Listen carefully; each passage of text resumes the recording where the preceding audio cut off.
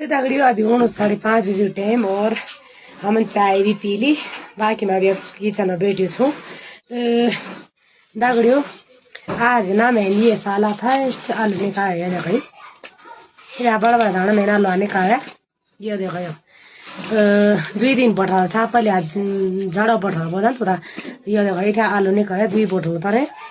यो kilo में यो kilo वो कम से कम मैं लगाऊंगी।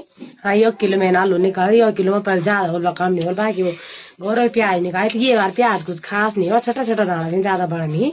तो आज मैंने बोली आज मोन पता क्या बोने मेरा गोरा आलू भी प्याज भी मतलब भुजी बनाना मोन जी बनो, भुजी खाना मोन जी बनो। तो कब कब यहाँ रोल बनी तब हम अचानक से सब बजायूँ। तो मैंने बोली निकलना नहीं निकलना आलू यो देखो बड़े आलू निकल तो खुशी हुई ना मैं तो कसम से कि जी कोई हद नहीं।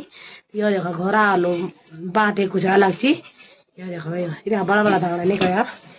तो अभी मैं सास जी पोर्ट मोड़ी दौड़ बजे हूँ। तो अब थोड़ी देर में भी साग भुजी तैयारी कर तो बाकी काम आगे लगे आज दगड़ियों।